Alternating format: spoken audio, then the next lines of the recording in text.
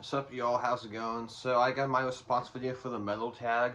I wasn't planning on doing this, but I've done this the last 2 years, so I figured, fuck it, why not? But if you're not familiar with what this is, it's basically a questionnaire of 20 questions, and you show a record for each answer, I guess. So yeah, let's get into it. And so started by the Rock Scout, so link below to his video, obviously. So before we go into it, what we're listening to, Abigor Ukblot the Retaliation. Not my favorite, that'd probably be Knock Diamond, but most Abigor is great, so I can't really go wrong with most of their stuff. Alrighty, first question, and the questions will obviously be linked below if you want to do your own response to this. So, false start album, an album you struggled with at first but grew to like. Demolik Nesbits, so when I first heard this, I liked the music, but the vocals were so weird. It was like, what the hell am I listening to? But I can obviously really enjoy it now, but it took me a while because it's like so like weirdly alien sounding to me. I didn't really know what I was listening to, but yeah. Great record, obviously.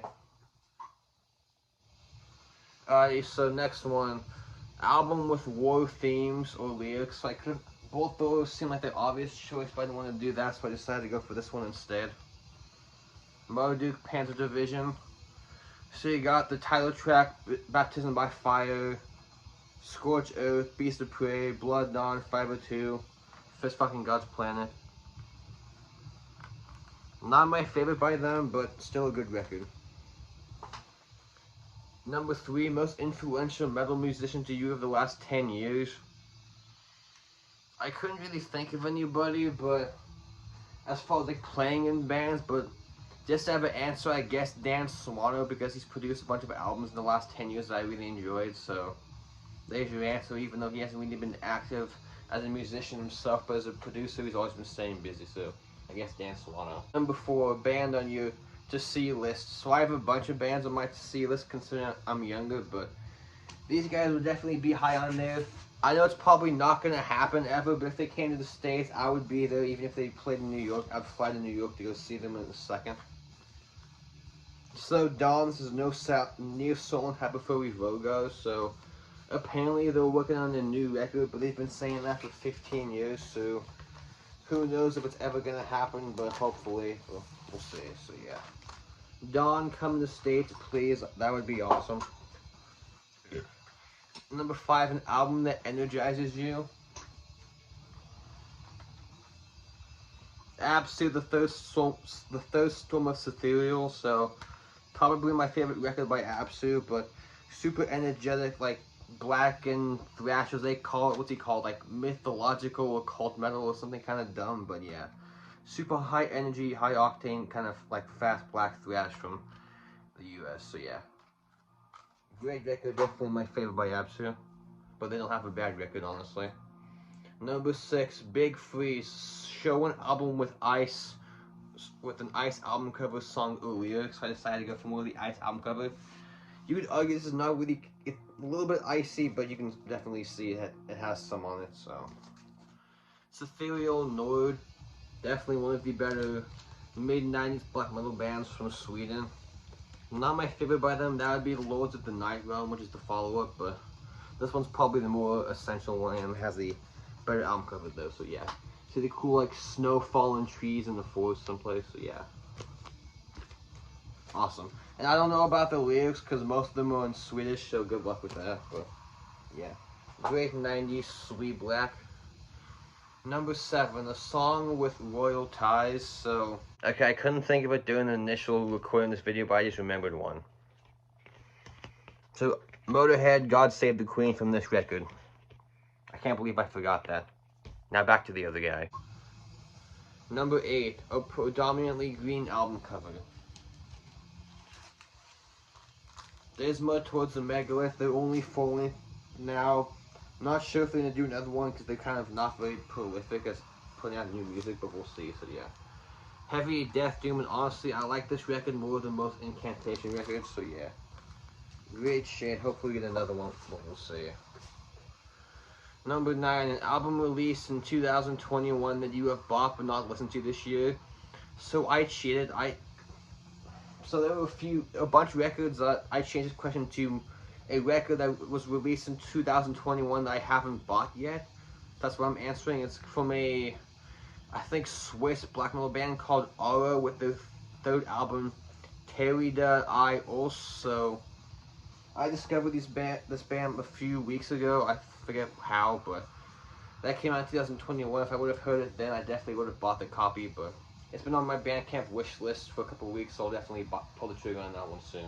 Number 10, best find in 2022, old or new. So this was an easy one. Anthem, Bound to Break, OG Press. So the person on Discogs did not know what they have, because usually that goes for like 60 or 70 bucks. And I bought this and the album before this, both OGs, for like less than 40 for the two. So thank you to the guy who didn't know what he was selling. So definitely an awesome score for that one.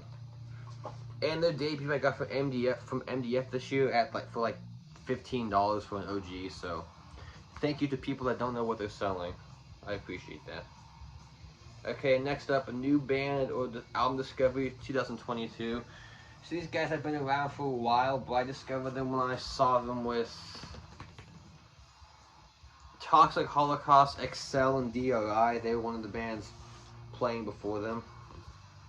Power from Hell, I know it's kind of a very odd album cover, so I'm not going to show that too much. This video gets flagged, but awesome black thrash from Brazil. So if you like stuff like the first couple Sepultura record, the first Sepultura album, early Holocausto, the first Sarcophago record, that kind of stuff, definitely a awesome band in that style. But the records after this I checked out, they got like more just straightforward black metal later on, but the early stuff is definitely more in the like typical Brazilian black thrash vein. Okay, number 12, an album sold to you by a song. So in Pale Nazarene, Nihil, so the song was Nothing is Sacred. Probably one of their best songs, so that's definitely the song on this album that made me want to check out the rest of the album when I was first getting into them. So yeah. Definitely one of the best records in my opinion, so yeah. Impale Nazarene, Nihil. Number 13, most anticipated album of 2023. My last video was talking about that, so go watch that video, but just to reindicate, I guess, Enslaved maybe.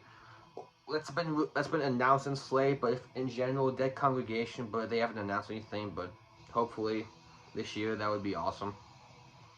Number 14, the 23rd album on your shelf. So you've already seen more than 23 albums in my LP collection. I feel like pulling out a CD, so I decided to show a tape just to be different. So we got Deceased, the Blueprints for Madness. Probably my favorite Deceased record. Before Deceased got more traditional heavy metal influences, definitely when they were more straightforward thrashy death metal, which they still have some of that sound now, but they're definitely incorporating more traditional 80s metal into their sound in the last few records than they did back in the 90s. I think this was what, like 95?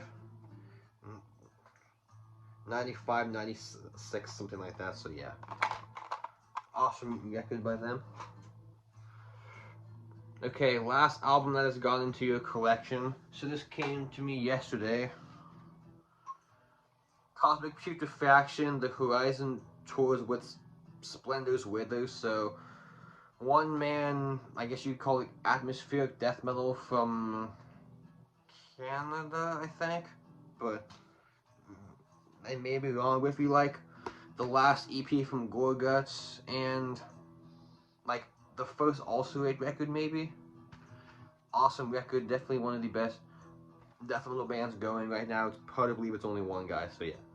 All three albums are great, but this is my favorite, I think his second record. He has three, this is the second one from 2021. He put out one last year that was also awesome. I still need to get that one. Alright, so number 15, a random pull for your collection. So let's do CDs, so I'll go over here and pull a CD.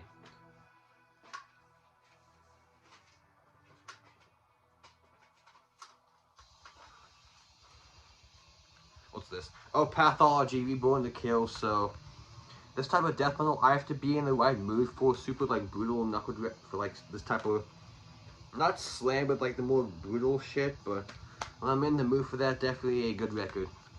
Not the best, but still a fun record when I'm in the mood for some super brutal shit. Alright, so number 17, a band artist you discovered through social media. Spectral Wound, awesome Canadian black metal, which I've seen people say this record was kind of a letdown from the other two.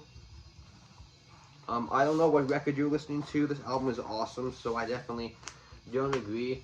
Sure, the one before this I think is a little bit better, but is this a letdown? Not even close. This album is awesome. So yeah. Good traditional, just Canadian black metal. Definitely not the more atmospheric side, definitely the more just traditional side. But yeah, awesome shit. So thank you to people that mentioned that on, I think it was Instagram. I saw people mention that a few years ago. Oh, no, it was when the last album came out, a bunch of people mentioned that on the UN list, so yeah, thanks for that. So number 18, where do you see your collection process going in the next 5 years? Prices of music going up, etc. So honestly, I think I'm just gonna buy. Let me see how do I put this.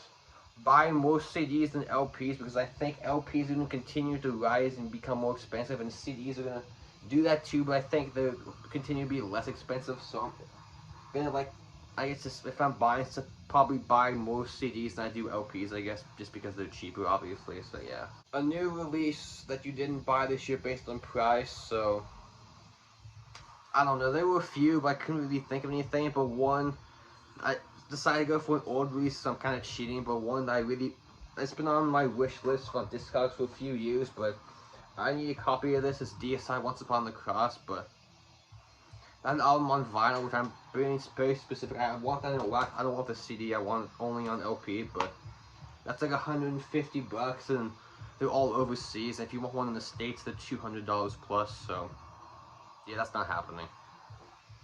Next, in the last question, number 20, a song that doesn't belong, a song that lets an album down. So I mentioned this guy earlier, but he's not perfect. Edge of Sanity, Spectral Sorrows. My favorite record by them, What's the Problem? The Manowar cover. Why? I don't know why they thought that was a good idea, but seriously. You couldn't cover, fuck, I don't know why bands like to cover songs that don't match their actual music. It makes no sense, but I mean, if they would have covered like a faster song, maybe, but it's the one they decided to cover just kind of sticks out like a sore thumb. I skip it every time, but maybe because I'm not a fan of Manowar too, so that doesn't help either. Alright, so that was it. So that was the metal tag. So link below to Rock Scott's video. Thanks for watching. Take care. Peace out.